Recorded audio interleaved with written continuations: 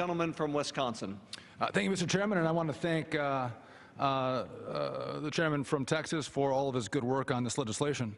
As all of us know in this institution and around the country, we are $19 trillion in debt. We borrow around $3.8 billion a day, and we spend about $250 billion a year to service our debt. $250 billion to service our debt.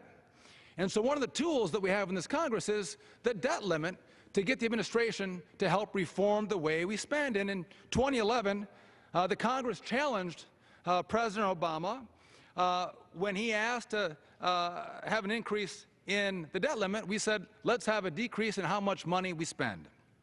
Well, a political flight played out, and the administration promised that chaos would ensue across the global markets if the debt limit was reached. And he also said that any proposal that would prioritize payments through Treasury for principal and interest on our debt, they couldn't be taken seriously. And Mr. McClintock had a bill that would have done just that. Well, Financial Services, the committee in which I serve, did an investigation, and we found that though they said Mr. McClintock's bill couldn't be taken seriously, they actually had a plan to do just what Mr. McClintock had recommended, which is, if the debt limit is reached, prioritize payments. They weren't being honest with the American people, because what they wanted to do was use the argument of chaos to put pressure on Republicans to cave and not demand that we reform the way that we spend. And so our amendment here today is very simple.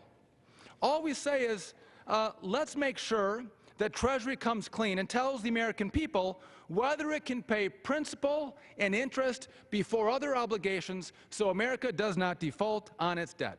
Very simple. No one here wants to hit the debt limit. No one wants us to be the next Greece or Puerto Rico. But that's going to take work together to make sure we have budgets that balance at some point in the future.